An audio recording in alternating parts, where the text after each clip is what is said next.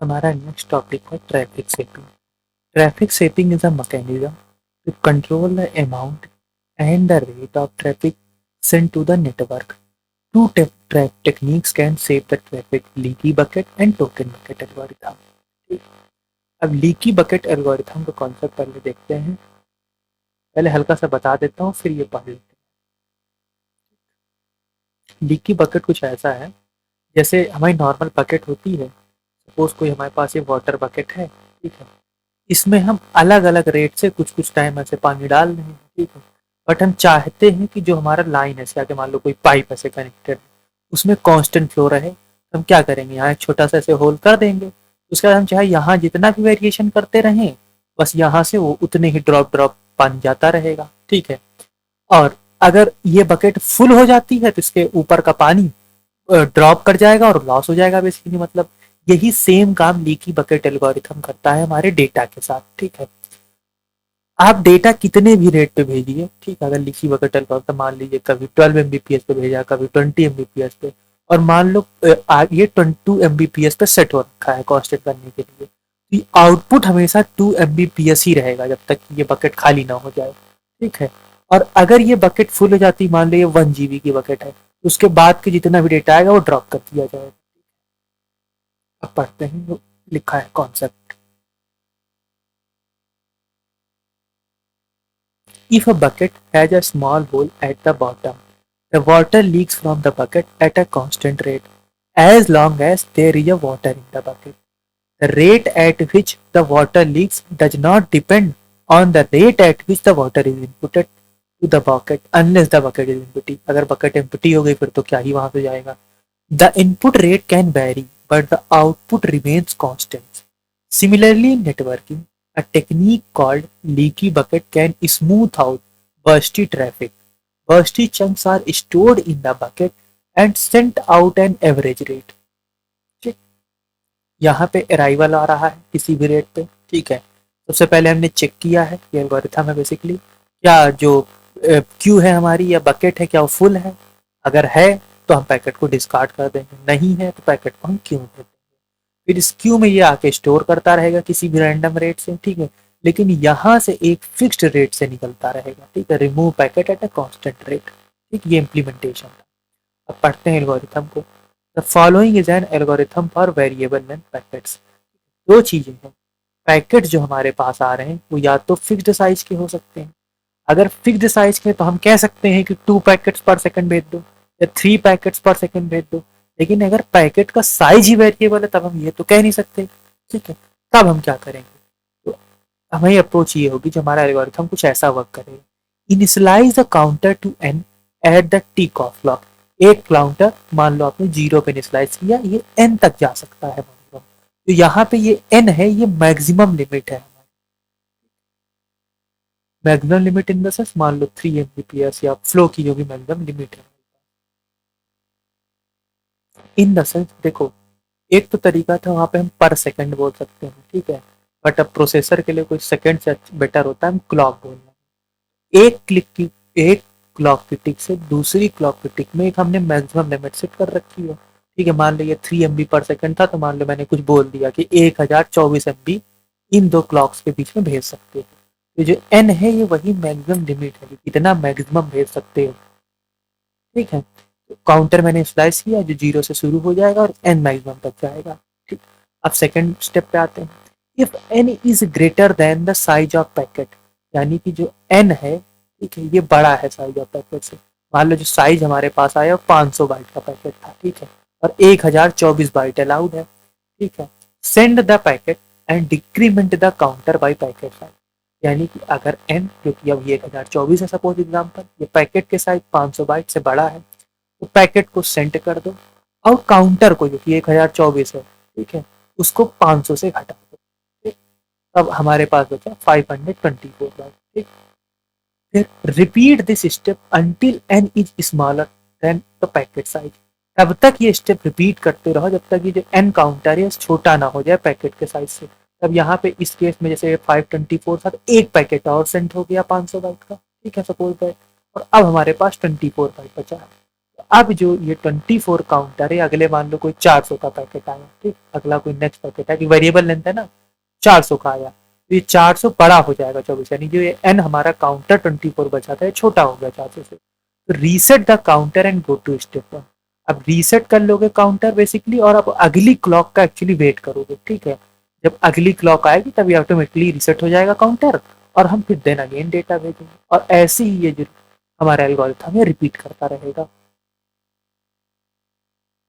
एक important point और है, अगर ये सब हम कर रहे हैं लेकिन जो हमारा जो बर्स्ट में ट्रैफिक आ रहा है वो इतना ज़्यादा हो गया कि जो हमारा लीकी बकेट एल्गोरिथम का क्यू था, ठीक है, या यहाँ आप कह लीजिए बकेट जो साइज था वो फुल हो चुका है, ये क्यू फुल हो चुकी है, उसके बाद सिंपली पैकेट ड्रॉप कर दिए जाते हैं। A leaky bucket algorithm saves bursty traffic into a fixed rate traffic by averaging the data rate. It may drop the packet if the bucket is full.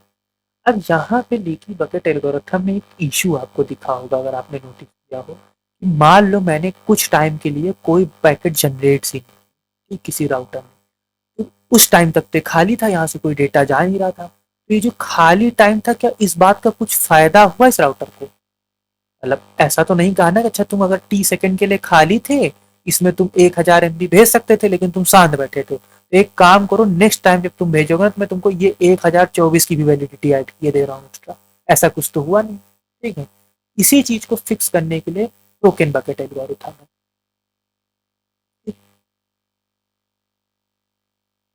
अब ये एल्गोरिथम कॉन्टिन्यूस करने से हम एक एग्जांपल ले लेते हैं। सपोज जैसे आप रिचार्ज करवाते हैं डेटा का, तो जो लीकी बकेट है ना वो पर डे सपोज दैट आपको 1 GB मिलता है, ठीक है, कैपेसिटी यूज करने की। आप वो 1 GB रिचार्ज यूज कर लें, वेल एंड गुड है, नहीं किए तो नेक्स्ट डे अगेन आपको 1 GB मिलता है, ठीक। बट ये हो गया हमारा leaky bucket algorithm. But token bucket suppose that ऐसा कुछ होगा, मैं आपको पर डे 1 GB का दे रहा हूँ, ठीक, 1 GB पर डे 1 GB का डेटा अलाउंस दे रहा हूँ आपको। अगर आप लास्ट डे का जैसे इस दिन का आपने नहीं यूज किया तो नेक्स्ट डे भी ये ऐड ऑन हो जा रहा है, इसका भी नहीं किया तो ये टोटल भी नेक्स्ट डे ऐड ऑन है, ये रोल ओवर हो रहा है, जैसे रिचार्ज में एक रोल ओवर के फीचर्स कुछ कंपनियां देती हैं वैसा कुछ, ठीक है ना। तो सिंपल मतलब ये है कि आप चाहें तो इसे आज यूज करें, चाहें तो कल के लिए रख लें, ठीक है, अगले दिन के लिए रख लें, एक साथ। अब इस दिन थर्ड डे आप एक साथ 3 GB यूज कर सकते हैं, ठीक है। यही सॉर्ट ऑफ हमारा है टोकन बकेट। जबकि लीकी बकेट एल्गोरिथम में ऐसा कुछ नहीं था, आपको एक दिन में 1 GB की इजाजत दी है, आपको माना यूज करिए ना माना ना करिए, ठीक है, उससे कोई फर्क नहीं पड़ेगा नेक्स्ट डे की capacity.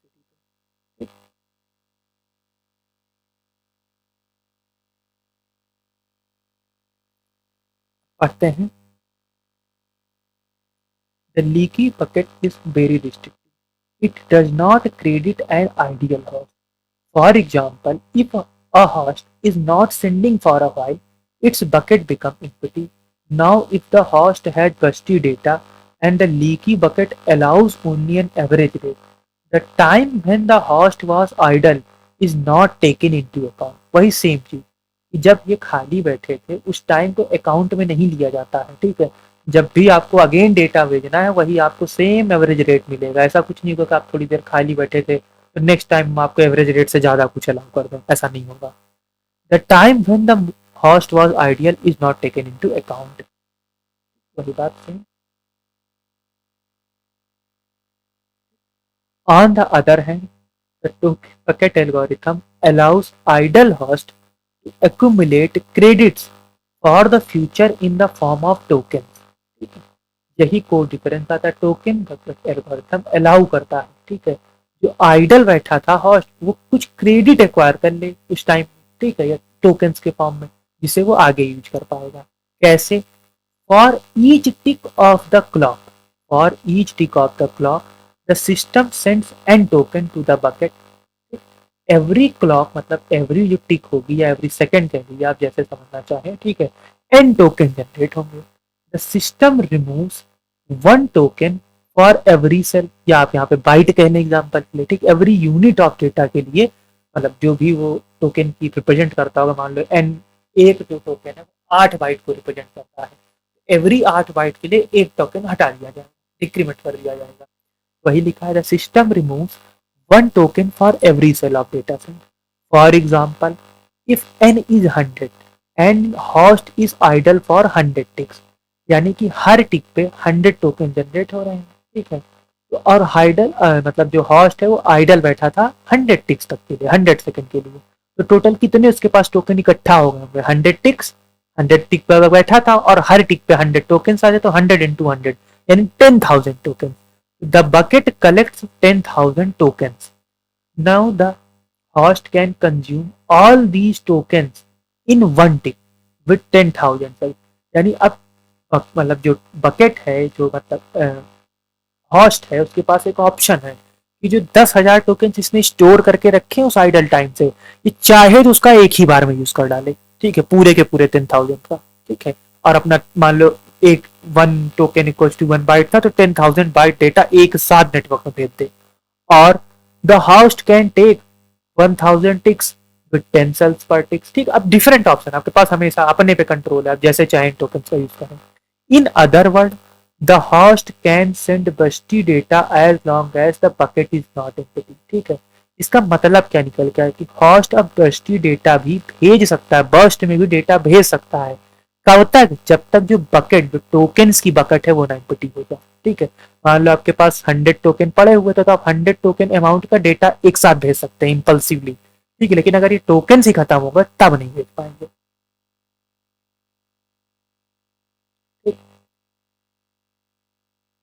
The token bucket can easily be implemented with a counter. The token is initialized to 0. Each time a token is added, the counter is incremented by 1. Each time a unit of data is sent, the counter is incremented by 1. When the counter is 0, the host cannot send the data, ठीक है। इसका implementation आप simple तरीके से कर सकते थे, यानी यही तो लिखा है, मैं वही बता रहा हूँ। बेसिकली एक काउंटर रख लेते हैं 0 से, और जितने बार ऐड होगा टोकन, हम वो काउंटर को एक एक से इंक्रीमेंट करते रहेंगे टोकन के लिए। और जितनी बार एक यूनिट ऑफ डेटा सेंड होगा, जो मान लो 1 बाइट है एक टोकन की इक्विवेलेंट एग्जांपल के लिए, तो जब भी वो 1 बाइट डेटा सेंड हो जाएगा तो एक टोकन आपको, यानी कि एक काउंटर से एक डिक्रीमेंट कर देगा।